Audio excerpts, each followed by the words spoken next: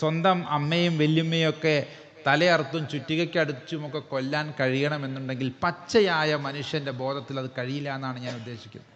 അവൻ്റെ ഫോട്ടോ ഒക്കെ കണ്ടില്ല, എത്ര നിഷ്കളങ്കമായ മക്കളാണ്. അവൻ്റെ അനിയൻ 13 വയസ്സേ ഉള്ളൂ. എങ്ങനെയായിരിക്കും സ്വന്തം അനിയനെയൊക്കെ അങ്ങനെ തല്ലാൻ തോന്നുക, തല്ലിക്കൊല്ലാൻ തോന്നുക? ഇതിലൊന്നും പെടാതെ ഒരുത്തി കാമുകിയായിരിക്കണം, അല്ലെങ്കിൽ ഭാര്യയാക്കാൻ വെച്ചിരുന്നവളായിരിക്കണം. അവളെയും വിളിച്ചു വരുത്തി അവളെയും കൊന്നിട്ടുണ്ട് സ്വന്തം വീട്ടിലിട്ട്. ഇതിൻ്റെയൊക്കെ MDM ഒക്കെ തുടങ്ങുന്ന കാലത്ത് ഞാൻ കണ്ടൊരു വീഡിയോ ഉണ്ട്. ഒരാളിതൊക്കെ അടിച്ച് മൂത്തിട്ട് ഒരു വലിയ കത്തി വെച്ചിട്ട് നല്ല മൂർച്ചയുള്ള ഒരു ബ്ലേഡ് വെച്ച് ഇവിടം വരെ ഒറ്റ വര ഇതിങ്ങനെ പൊളർന്നു വരുന്നൊരു വീഡിയോ.